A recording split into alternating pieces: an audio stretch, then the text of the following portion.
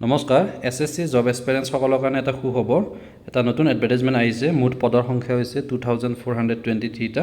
ইয়াৰ বাবে কোৱালিফিকেশন কি লাগিব বা ইম্পৰ্টেন্ট ডেটস লগতে সিলেবাস আৰু অন্যান্য গোটেইখিনি ডিটেইলছ আপোনালোকক ভিডিঅ'টোত দেখুৱাম ভিডিঅ'টো ভালে লাইক কৰিবা আৰু এনেকুৱা ধৰণৰ বিভিন্ন জব সম্পৰ্কীয় ইনফৰমেশন বিলাক লাভ কৰি থাকিবৰ বাবে চেনেলটো সাবস্ক্ৰাইব কৰি ওচৰত থকা বেল বটনটো দবাই ৰাখিব advertisement number phase 13 2025 selection post important dates বিলাক চোৱা অনলাইন এপ্লিকেশন স্টাৰ্ট ডেট হৈছে 2/6/2025 2 তাৰিখৰ পৰা এপ্লাই হৈছে আপ টু 23/6/2025 লৈকে তো last date and time of receive of online application 23/6/2025 online এপ্লিকেশনৰ লাষ্ট ডেট হৈছে 23/6/2025 আৰু ফি পেমেন্টৰ লাষ্ট ডেট হৈছে 24/6/2025 আৰু কম্পিউটাৰ বেস টেষ্ট বিলাক অনুষ্ঠিত হ'ব 24 জুলাই পৰা 4 আগষ্ট 2025 ৰ ভিতৰত যেতিয়া আপোনালোকৰ এডমিট কাৰ্ড আহিব তাত গোটেইখিনি ভেন্যু বা টাইম লোকেশন গোটেইখিনি দিয়া থাকিব নেক্সট কোৱালিফিকেশন খিনি দেখুৱাই লৈছো নেশনালিটি বা সিটিজেনশিপ ইন্ডিয়ান নাগৰিক হ'ব লাগিব বা a subject of Nepal or Bhutan next age limit to চোৱা অন 1/8/2025 এইটো ডেটৰ ভিতৰত আপোনাৰ এজ বিলাক দিয়া আছে 18 to 25 years Annexure 3 দিয়া আছে এজ গ্ৰুপ বিলাক 18 to 25 years হলে 2000 চনৰ 2 আগষ্টৰ ভিতৰত আগষ্টৰ পৰা 1 আগষ্ট 2007 ৰ ভিতৰত জন্ম হ'ব লাগিব নেক্সট টু 27 years লৈকে আছে ক্যাটাগৰি ওয়াইজ এজ লিমিট বিলাক বেলেগ বেলেগ আছে তো এখিনি Annexure 3 আপোনালোকে পাই যাব নেক্সট আইৰে ৰিল্যাক্সেশন তো এজ ৰিল্যাক্সেশন থাকিব এসসি এসটি কাৰণে 5 years ওবিসি কাৰণে 3 years পিডব্লিউডি কাৰণে 3 years পিডব্লিউবিডি ওবিসি কাৰণে 13 পিডব্লিউবিডি এসসি এসটি কাৰণে 15 years এক্স সাৰ্ভিসমেনৰ কাৰণে তেনেকুৱা ৰিজাৰ্ভেশন বিলাক থাকিব গভৰ্ণমেণ্ট এমপ্লয়ি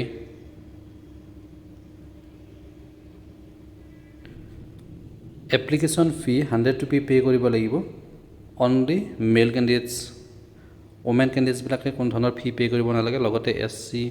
এসটি পিডব্লিউডি বা এক্স সাৰ্ভিসমেন তেওঁলোকে ফি পে কৰিব নালাগে অকল জেনাৰেল আৰু ওবিসি মেল ক্যান্ডিডেটস খিনিহে 100 रुपी ফি পে কৰিব লাগিব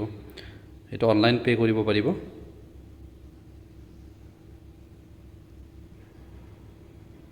কম্পিউটাৰ বেস টেষ্টৰ কাৰণে এক্সাম সেন্টাৰ বিলাক চোৱা নৰ্থ ইষ্ট ৰিজনৰ কাৰণে চাই লৈছো সেন্ট্ৰেল ৰিজন NER এটো ইয়াত আছে ইটানগৰ গুৱাহাটী দিছপুৰ ডিব্ৰুগড় ইম্ফল শিলং আইজল কোহিমা আগৰতলা উখৰুল এইকেইটা NER ৰিজনত হয় এইকেইটা আমাৰ নৰ্থ ইষ্টৰ যাৰ যত সুবিধা হয় তেনেকুৱাকৈ সিলেক্ট কৰিব পাৰিব তিনিটা আপোনাৰ CBT কাৰণে এক্সাম সেন্টাৰ সিলেক্ট কৰিব লাগিব প্ৰিফাৰেন্স দিব পাৰিব তাত এতিয়া সিলেবাসখন দেখুৱাই লৈছো সিলেবাসটো চোৱা MCQ কোৱেশ্চন থাকিব জেনাৰেল ইন্টেলিজেন্সত থাকিব 25 টা MCQ 50 মাৰ্কস নেক্সট জেনাৰেল এৱাৰনেছতো থাকিব 25 কোৱেশ্চন 50 মাৰ্কস প্ৰতিটো কোৱেশ্চনত 2 মাৰ্কস কৈ 60 মিনিট হ'ব এক্সাম ডিউৰেচনটো 1 ঘণ্টাৰ কাৰণে next quantitative aptitude 25 50 marks English language 25 ত 50 মাৰ্কস তো টোটাল 100 কোৱেশ্চন থাকিব আৰু 200 মাৰ্কস থাকিব প্ৰতিটো কোৱেশ্চনত 2 মাৰ্কস কৈ নেগেটিভ মাৰ্কিং থাকিব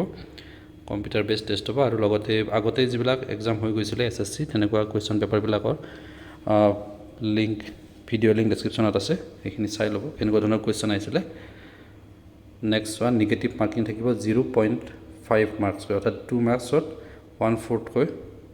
কটা যাব তো 2 নম্বৰ থাকিব যেটো হাফ মাৰ্ক তাত কটা যাব এটা ৰং কোৱেশ্চনত সিলেবাস বিলাক কমপ্লিট ডিটেইলছ ইয়াত দিয়া আছে মেট্ৰিক লেভেলৰ হ'ব জেনাৰেল ইন্টেলিজেন্সত কি থাকিব জেনাৰেল এৱাৰনেছৰ টপিক কিমান থাকিব এই গোটেইবিলাক ইয়াত দিয়া আছে গতি আপোনালোকে PDF টো ডাউনলোড কৰি ল'ব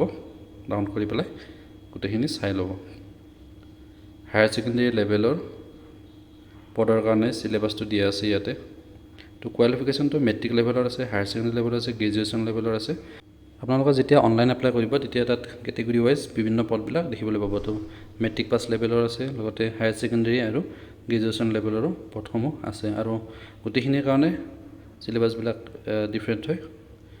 গতিকে PDF-টো ডাউনলোড কৰি পেলাই চাই ল'ব আৰু এপ্লাই কৰোঁতে যদি কিবা অসুবিধা পায় তেনেহ'লে কমেণ্ট বক্সত কমেণ্ট কৰিব লিংক ডেছক্ৰিপশ্যনত দিয়া আছে তাত গৈ পেলাই অনলাইন এপ্লাইটো কৰি ল'ব পাৰিব পুনৰ অন্য এটা ভিডিঅ'ৰ সৈতে লগ পাম ধন্যবাদ